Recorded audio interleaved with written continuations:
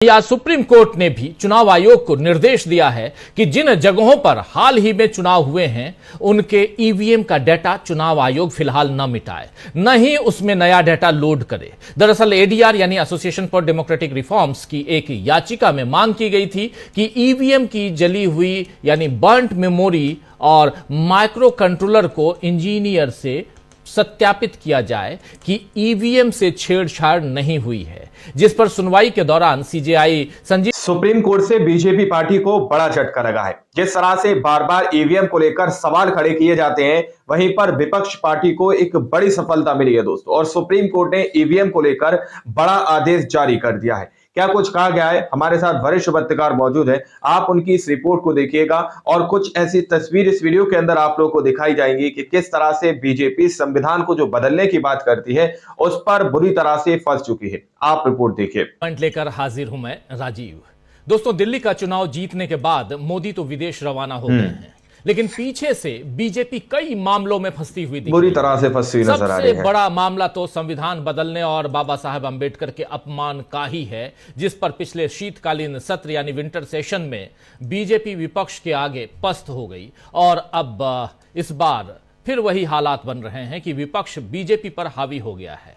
दूसरी तरफ दिल्ली की जीत पर भी अब सवाल खड़े हो रहे हैं और इस बीच सुप्रीम कोर्ट ने आज चुनाव आयोग को ईवीएम का डेटा डिलीट न करने का जो निर्देश दिया है उसमें बीजेपी परेशान हो सकती है। आप जानते हैं कि विपक्ष ने हरियाणा, महाराष्ट्र और फिर दिल्ली या उससे पहले लोकसभा चुनाव जो हुए उसमें भी जब भी ईवीएम में छेड़छाड़ का मामला उठाया तो चुनाव आयोग की जगह बीजेपी अक्सर जवाब देती हुई दिखी कि विपक्ष हार स्वीकार नहीं कर रहा है और आरोप लगा रहा है। लेकिन अब सुप्रीम कोर्ट ने जो निर्देश दिया है, जो आदेश दिया है, उसके बाद बीजेपी किस तरह चुनाव आयोग का बचाव करेगी ये देखना होगा। इधर संसद में भी बीजेपी संविधान बदलने की कोशिश में आज फिर फंस गई है। दरअसल बीजेपी के राज्यसभा सांसद राधा मोहन दास अग्रवाल ने संविधान की कॉपीज को, प्रतियों को लेकर और उससे इलस्ट्रेशन जो है उसमें उसको हटाए जाने का मुद्दा उठाया। जो चित्रकारी उसमें की गई है उसको हटाए जाने का मुद्दा उठाया। देखिए, ये बीजेपी के सांसद हैं। बीजेपी की इसमें कोशिश थी कि इसमें वो कांग्रेस को फंसाए, लेकिन वो खुद ही फंस गई है, क्योंकि फिर विपक्ष के सांसदों ने भी बताया कि संसद की तरफ से जो कॉपी संविधान की उपलब्ध कराई जा रही हैं वो मूल प्रति के समान नहीं हैं। संविधान की कलाकृतियों को लेकर सभापति जगदीप धनखड़ ने लंबा चौड़ा भाषण दे दिया तो कांग्रेस अध्यक्ष मल्लिकार्जुन खड़गे ने बता दिया कि बीजेपी जानबूझकर विवाद खड़ा कर रही है। संविधान बदलने के मुद्दे पर फिर समूचे विपक्ष ने आपत्ति जताई और नौबत वॉकआउट की हो गई। क्या कुछ कहा है, क्या कुछ हुआ है, जरा एक छोटा सा नमूना देखिए। मल्लिकार्जुन खड़गे खड़े हुए अपनी बात रख रहे हैं, लेकिन उससे पहले जगदीप धनखड़ साहब लंबा चौड़ा भाषण दे दिए। जगदीप धनखड़ साहब कहीं से नजर नहीं आते हैं कि वो राज्यसभा में सभापति हैं और कहीं से नजर नहीं आते हैं कि वो देश के उपराष्ट्रपति हैं। सीधे सीधे वो बीजेपी के सदस्य नजर आते हैं और पार्टी लाइन से बाहर अभी तक जगदीप धनखड़ साहब नहीं निकल पाए हैं शायद। लेकिन सुनिए क्या कुछ कह रहे हैं जगदीप धनखड़ को यहां मल्लिकार्जुन खड़गे। सर प्लीज, मैं आप पेशेंटली, मैं आप तो जो डिटेल कॉन्स्टिट्यूशन के बारे में यहाँ पर जो व्याख्यान हुआ, मैं समझता हूँ साहब ये अनावश्यक इसको उठा रहे हैं। और डॉक्टर अंबेडकर, बाबा साहब अंबेडकर ने जो कानून बनाया यानी कॉन्स्टिट्यूशन बनाया उसको कंट्रोवर्सी में लाना चाहते हैं और उसको कंट्रोवर्सी में लाकर ये कहना चाहते हैं वहां पर कृष्ण जी, अंबेडकर जी की भावना को परिभाषित किया जा रहा है। अरे आप सुनिए तो सुनिए, अंबेडकर जी ने आप सुनिए तो जमीनी हकीकत होनी चाहिए। आप सुनिए साहब, आप सुनिए, आश्चर्य है। नो आप सुनिए, ऐसा नहीं कर सकते, मैं बोल रहा हूँ, सुनिए आप। सर, जब कॉन्स्टिट्यूशन 1950 में इंप्लीमेंट हुआ उस वक्त बाबा साहब अंबेडकर भी जिंदा थे, जवाहरलाल नेहरू थे, वल्लभ भाई पटेल थे, सभी कॉन्स्टिट्यूंट असेंबली के मेंबर थे। तो उसमें कोई बदलाव उस वक्त आपको नहीं दिखा। और आपके जो मुखर्जी हैं वो भी थे, लेकिन आज आप नए नए शब्द ला रहे, कोई विक्रमादित्य की फोटो बोल रहा है, कोई कृष्ण की बोल रहा है, वो कहाँ है संविधान में? मुझे बताइए। मैं भी संविधान देखा हूँ, पढ़ा हूँ, जो कुछ समझ में आता है। आप तो एडवोकेट है साहब, मैं बताता हूँ। आप कभी देखे संविधान में कुछ बदलाव हुआ है? मैं बताता हूँ।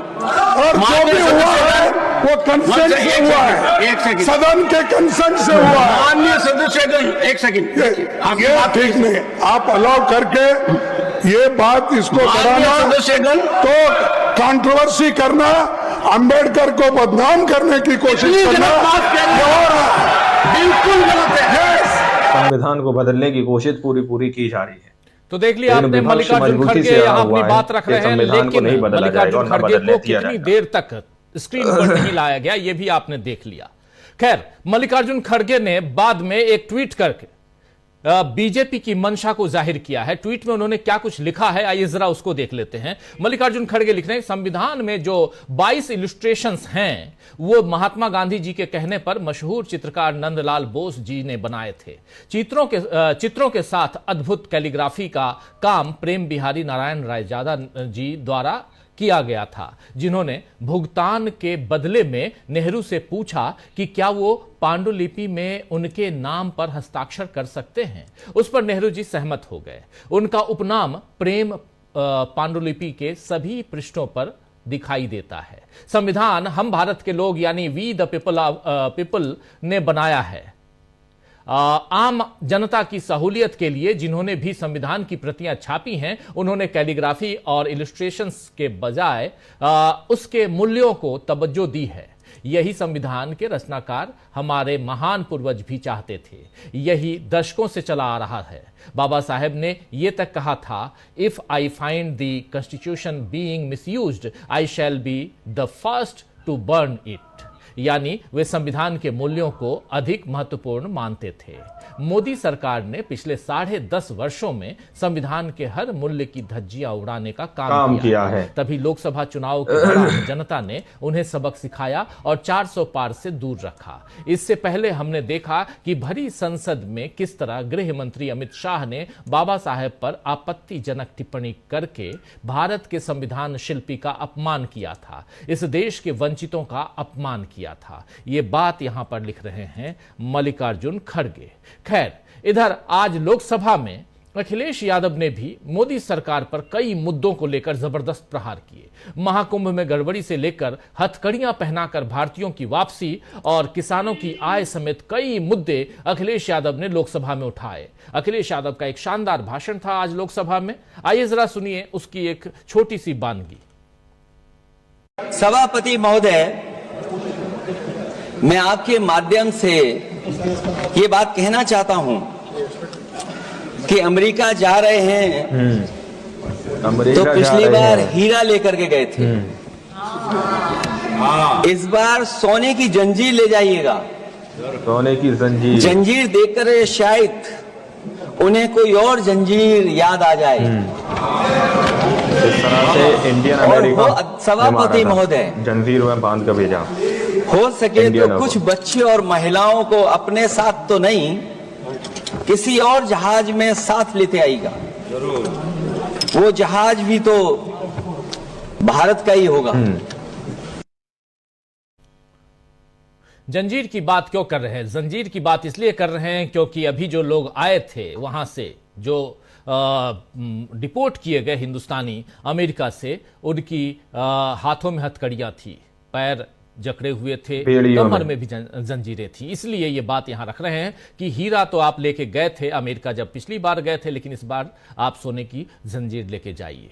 वहीं आज सुप्रीम कोर्ट ने भी चुनाव आयोग को निर्देश दिया है कि जिन जगहों पर हाल ही में चुनाव हुए हैं उनके ईवीएम का डेटा चुनाव आयोग फिलहाल न मिटाए, न ही उसमें नया डेटा लोड करे। दरअसल एडीआर यानी एसोसिएशन फॉर डेमोक्रेटिक रिफॉर्म्स की एक याचिका में मांग की गई थी कि ईवीएम की जली हुई यानी बर्न्ट मेमोरी और माइक्रो कंट्रोलर को इंजीनियर से सत्यापित किया जाए कि ईवीएम से छेड़छाड़ नहीं हुई है, जिस पर सुनवाई के दौरान सीजेआई संजीव खन्ना ने कहा है कि ये विरोधात्मक नहीं है।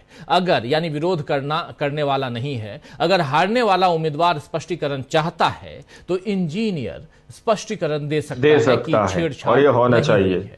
आपको बता दूं कि रिजल्ट पर संदेह या शक की स्थिति में ईवीएम के सत्यापन के लिए चुनाव आयोग को निर्देश देने की मांग वाली जनहित याचिकाओं पर chief justice of India Sanjeev Khanna और जस्टिस दीपांकर दत्ता की बेंच ने सुनवाई की थी, जिसमें यह निर्देश दिया गया।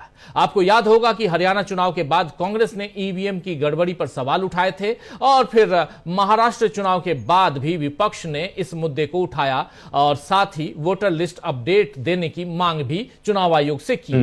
हाल ही में राहुल गांधी, सुप्रिया सुले और संजय राउत ने भी एक प्रेस कॉन्फ्रेंस की थी, आपको याद होगा। तब भी बीजेपी के लोग चुनाव आयोग का बचाव करते हुए दिखे थे, लेकिन अब सुप्रीम कोर्ट के इस फैसले को चुनाव आयोग को मानना होगा और ईवीएम का असली डेटा ही बरकरार रखना होगा, और यह विपक्ष की बड़ी जीत कही जा सकती है। और इसके साथ साथ सुप्रीम कोर्ट ने एक आदेश और दिया है, उसमें यह है कि साफ साफ आप अगर कोई रिकाउंटिंग या ऐसे डेटा को देखना चाहता है, रीवेरिफिकेशन चाहता है, तो इसकी जो आपने कीमत लगाई है 47,500 रुपए, उसको आप कम कीजिए।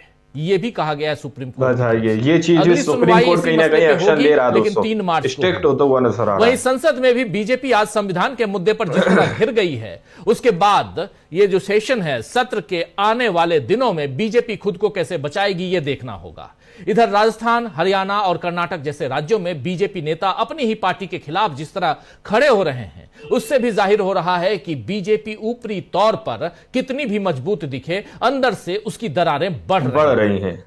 तो आइए दोस्तों, क्या आज ये समझेंगे कि क्या मोदी अपने दरकते किले को बचा पाएंगे? दोस्तों, आप लोगों ने इस वीडियो को शुरू से आखिर तक देखा। वीडियो के अंदर साफ तौर पर बात की गई है कि किस तरह से सुप्रीम कोर्ट ने कहीं ना कहीं स्ट्रिक्ट होते हुए यह बड़ा ऐलान और बड़ा आदेश जारी कर दिया है कि चुनाव आयोग अभी ईवीएम का डाटा क्लीन ना करे और ना उन ईवीएम के अंदर किसी भी तरह से रिकाउंटिंग जैसी स्थिति की जाए दोस्तों। और इसको कहीं ना कहीं विपक्ष की एक बड़ी सफलता माना जा रहा है दोस्तों। विपक्ष के लिए एक बड़ी जीत भी बताई जा रही है कि जिस तरह से बार बार ईवीएम को लेकर सवाल खड़े किए जाते थे, अब सुप्रीम कोर्ट भी सीधे तौर पर कह रहा है कि अगर इंजीनियर द्वारा विपक्ष सहमति चाहता है, स्पष्टीकरण चाहता है, तो चुनाव आयोग को चाहिए कि वो स्पष्ट करे, उनको संतुष्ट करे दोस्तों। तो ये कहीं ना कहीं बीजेपी पार्टी के लिए एक बड़ा झटका हो सकता है। और बीजेपी पार्टी जिस तरह से कह रही थी 400 पार सीटें अगर आ जाएंगे तो संविधान को बदल दिया जाएगा, लेकिन जनता इस बात को जानती है कि संविधान को अगर बदल दिया जाएगा तो इन जनता के अधिकारों को छीन लिया जाएगा। इसलिए जनता ने कहीं ना कहीं बीजेपी पार्टी को 400 सीटों से दूर रखा और बैसाखियों पर लाकर खड़ा कर दिया। अब जो आदेश सुप्रीम कोर्ट की तरफ से दिया गया है दोस्तों, इस आदेश के बारे में आप लोग क्या सोचते हैं? क्या सुप्रीम कोर्ट की तरफ से जो एक्शन लिया जा रहा है ये सही है, या फिर ये एक्शन पहले ही ले लेना चाहिए था? बाकी आपकी जो भी राय है कमेंट सेक्शन में जरूर दीजिएगा। सच्ची पक्की खबरें देखने के लिए चैनल को सब्सक्राइब कीजिए। मिलते हैं अगली वीडियो में, जब तक के लिए जय हिंद, जय भारत।